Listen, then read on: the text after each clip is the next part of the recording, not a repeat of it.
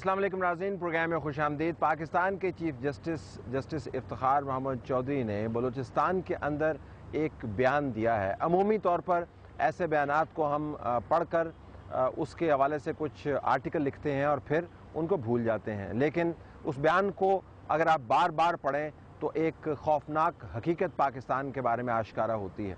पाकिस्तान के chief justice ने अपने बयान में 2-3 जुमले कहे जिनका ताल्लुक पाकिस्तान के अंदर की बिगड़ती हुई सूरत हाल से है।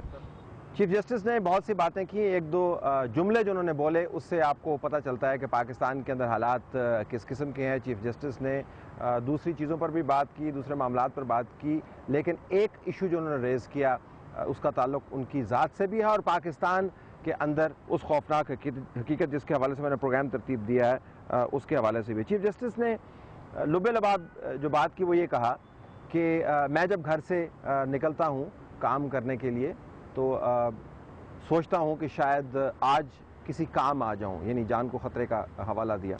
फिर उन्होंने ये भी जिक्र किया कि जो गोली लगनी है उसके ऊपर नाम लिखा हुआ है। ये बात ठीक है कि जब घर से हम निकलते हैं बशमूल मेरे कि शायद हम आज काम आ जाएं, लेकिन अल्लाह ताला की ज़ात पर ये हमारा मुतज़लज़ल ईमान है कि वक़्त जो मुकर्रर है वही आना है। अगर कोई गोली बनी है वो लगेगी तो जरूर। एहतियात करना और एहतियात से काम लेना हदीस शरीफ में है, वो आप जरूर कर सकते हैं। देखा जाए तो ये बात कहने में कोई मज़ाहिका नहीं है कि यहां पर अब एक ऐसी सूरत हाल पैदा हो गई है कि जिसमें ना तो हमारे बलोच भाई, ना पठान भाई, ना सिंधी भाई, ना पंजाबी भाई, ना और हजारा इश्खास के इसमें से जिनका ताल्लुक है, या जो हमारे मजहबी रहनुमा हैं, या जो कोई एक मजदूर है जो कि अपने बच्चों के लिए पैसे कमाता है और शाम को घर लेकर जाता है, कोई भी आज यहां पर महफूज नहीं है। बहुत अच्छी बात है अगर आप किसी भी शोबे के अंदर रहकर इस किस्म की कमिटमेंट का इजहार करें, लेकिन जब मुनसिफ आला की तरफ से ये कहा जा रहा हो कि मुझे पता नहीं है कि मैं घर से निकलता हूँ तो वापस जाऊँगा या नहीं, और जब मुनसिफ आला, मुनसिफ अकबर पाकिस्तान के अंदर ये कह रहा हो कि गोली लगने का खदशा उनको भी है, तो आप इससे ही अंदाज़ा लगा सकते हैं कि पाकिस्तान के अंदर आम शहरी की कैफियत और आम शहरी की हालत क्या होगी। चीफ जस्टिस से बात हटाकर अगर आप अखबारात के ऊपर नज़र दौड़ाएं जो आपके डोर स्टेप्स के ऊपर डिलीवर होते हैं, चैनल्स को मैं अभी छोड़ रहा हूँ, अखबारात के ऊपर नज़र दौड़ाएं तो आपको पता चलेगा कि पाकिस्तान के अंदर हर जगह के ऊपर एक इंतहाई ग्रिम किस्म की सिक्योरिटी की सूरत हाल डेवलप हो रही है। अगर आप हेडलाइंस उठा के देखें तो ज़ाहिर है लाहौर के अंदर जो हमला हुआ, खैबर पख्तूनख्वा के 9 ज़ेर तरबियत पुलिस अफसरान को शहीद किया गया, वो मामला सामने है आपके, और उसके साथ कोर कमांडर्स का इजलास जिसके अंदर अंदरूनी सिक्योरिटी के ऊपर तशवीश का इजहार, कोयटा के अंदर डॉक्टर्स समेत 7 मगवी मजदूरों की लाशें बरामद, बाजौड़ के ऊपर हमला, दीर के अंदर जो हमला हुआ था उनके लाशों की वापसी। और मैं अंदरूनी पेजेस पे अभी नहीं जा रहा हूँ, अंदरूनी पेजेस के ऊपर आपको ऐसी ऐसी खबरें नज़र आएंगी जिसके अंदर इंसाफ का फुकदान होगा, पुलिस का तशद्दुद होगा, कत्ल व गारतगरी होगी। ये तमाम खबरें जो हैं ये हकीकत में पाकिस्तान के अंदर बन रही हैं। तो वो लोग जो पाकिस्तान का भला चाहते हैं, जो इंतहाई अक्सरियत में हैं, वो यकीनन ये सवाल पूछने के हक बजानब है, और ये बड़ा अहम सवाल है। ये अदालती मामलात और पार्लिमान के मामलात और मीडिया की बहस से बहुत ऊपर की और अहम तरीन बात है वो ये कि पाकिस्तान के अंदर हो क्या रहा है।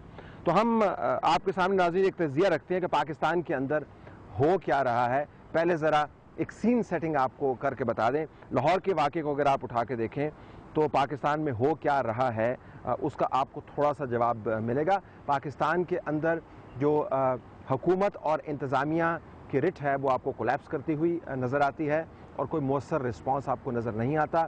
لاہور کا واقعہ یقیناً جب دہشت گرد کسی کام کو کرنے پر کمر باندھ لیتے ہیں، بہت منظم ہیں اور بڑی پلاننگ کے ساتھ چلتے ہیں، تو وہ پھر چوکتے نہیں ہیں، وہ رکتے نہیں ہیں۔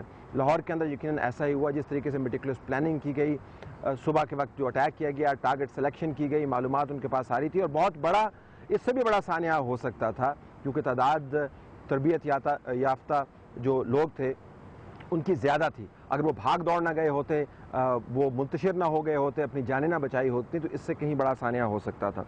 لاہور کے واقعات کو آپ بلوچستان کے واقعات کے ساتھ ملا کر دیکھیں، علیحدہ کر کے نہیں دیکھیں۔ خبر علیحدہ علیحدہ بنتی ہے لیکن یہ واقعات آپس میں جڑے ہوئے ہیں۔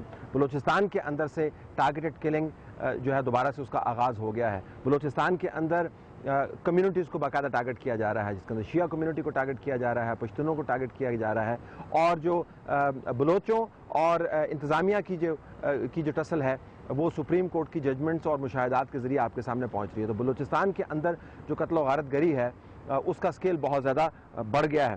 خیبر پختونخوا کے واقعات کو بھی آپ نے پاکستان کے اندر کیا ہو رہا ہے اس کے تناظر کے اندر دیکھنا ہے۔ عموماً فاٹا ریجن کے جو ایریاز ہیں ان سے خبر بنتی ہے، لیکن اگر آپ خیبر پختونخوا کے رہائشی ہیں، جو ہمارے بہت سارے دوست رہتے ہیں وہاں پر، یا آپ ان کی خبروں کو ذرا زیادہ اہمیت دیتے ہیں کیونکہ وہاں پر ہونے والے واقعات ہماری زندگی پر براہ راست اثر انداز ہوتے ہیں، تو آپ کو پتہ چلے گا کہ ہر ڈسٹرکٹ کے اندر ایک چھوٹا خطرہ موجود ہے۔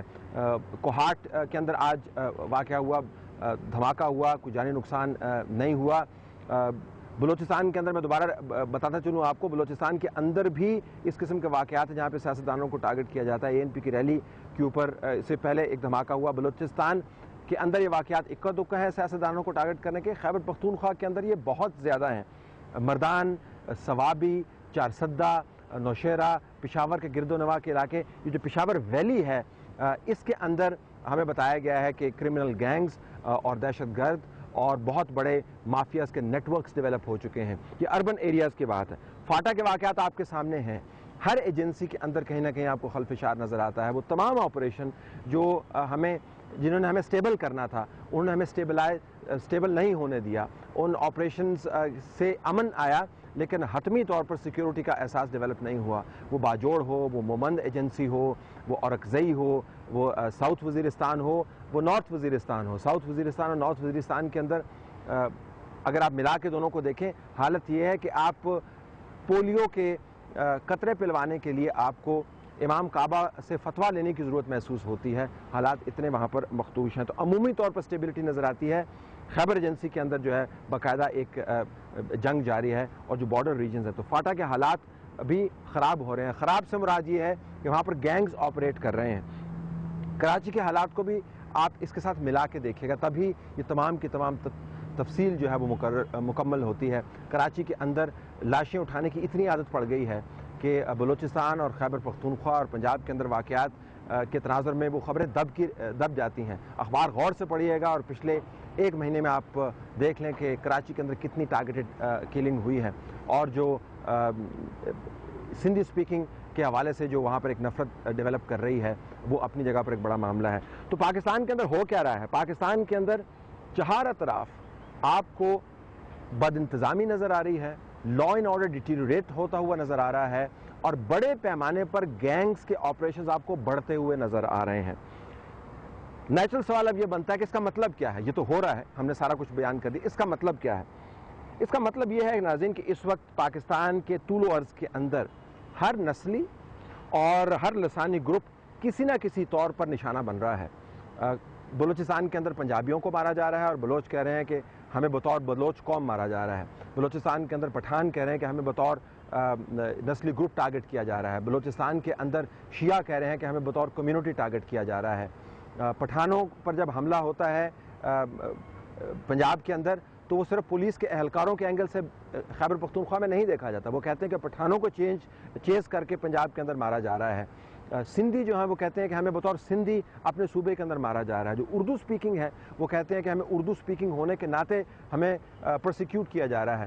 سرائکی سپیکنگ سے اگر آپ بات کریں تو وہ کہتے ہیں کہ سرائکی ہونے کے ناطے ہمیں پرسیکیوٹ کیا جا رہا ہے۔ ہزارہ والے بھی اس کے اندر آتے ہیں۔ تو پاکستان کے اندر ہر نسلی اور لسانی گروپ کا ایک بہت بڑا غم اور گریونس بن گیا ہے، ایک عدم تحفظ کا وہ شکار ہو گیا بطور گروپ. اور جب بطور گروپ آپ عدم تحفظ کا شکار ہوتے ہیں تو اور ریاست آپ کی مدد کو نہیں آتی تو آپ اپنا انتظام کرنا شروع کر دیتے ہیں، اسلحہ اکٹھا کرنا شروع کر دیتے ہیں، منظم ہونا شروع کر دیتے ہیں، اینٹ کا جواب پتھر دینے کا سوچنا شروع کر دیتے ہیں. That is a classic story of caves, ایسا کیوس جس کے اندر نظام جو ہے وہ ٹوٹ پھوٹ کا شکار ہوتا ہے. ایک اور مطلب جو ہمیں اخذ کرنا ہے وہ یہ کہ پاکستان کی ہر جگہ نشانہ بن رہی ہے. کسی زمانے میں یہ تمام معاملات ایک خاص خطے کے اندر محدود ہوتے تھے اور وہاں سے لوگ نقل مکانی کر کے دوسرے خطے میں جا آباد ہوتے تھے. پاکستان کی سرزمین بڑی وسیع ہے، یہ تحفظ کا احساس لے کر لوگ دوسری جگہ پر جاتے تھے کہ ہم یہاں پر زندگی آرام سے گزاریں گے اور جب وہاں پر حالات ٹھیک ہوں گے وہاں پر ہم واپس چلے جائیں گے. اس وقت پاکستان کے ہر حصے کے اندر آپ کو گینگز اور مافیاز کا رول نظر آتا ہے، آپ کو گینگز اور مافیاز کے آپریشنز نظر آتے ہیں اور ریاست کی ریٹ آپ کو ڈوینڈل کرتی ہوئی نظر آتی ہے. ہر ادارہ نشانہ بنا ہوا، یہ بھی ذہن میں رکھیے گا، صرف جگہ کا معاملہ نہیں ہے، ہر ادارہ نشانہ بنا ہوا ہے. میڈیا ہو، جوڈیشری ہو، پولیٹیشنز ہوں، بیوروکریٹس ہوں، لائرز ہوں، ڈاکٹرز ہوں، ملٹری والے ہوں، انٹیلیجنس والے ہوں، سویلین انٹیلیجنس ہو، you name it, aid workers ہوں، بین الاقوامی تنظیموں کے نمائندگان ہوں، ہر ادارے کے اندر کہیں نہ کہیں یہ خبر موجود ہے کہ ہمارے اتنے ورکرز وائلنس کا نشانہ بن گئے. یہ کسی ایک ادارے کا معاملہ اب نہیں رہ گیا. تو اس کا مطلب یہ ہے کہ اتنا جب وائلنس ہو رہا ہے تو اس نے جو اردو میں ہم کہتے ہیں تمام نظام کو لپیٹ میں لینے کی ایک کوشش آپ کو نظر آ رہی ہے. بریک کے بعد جب ہم واپس آئیں گے ناظرین تو یہ جو واقعات ہو رہے ہیں ان کو ہم اکٹھا کر کے ایک خاص نقطے پر لانا چاہتے ہیں. یہ ایکسٹرا آرڈنری سرکمسٹانسز ہیں، اس کا مطلب پاکستان کے لیے کیا ہو سکتا ہے. After this break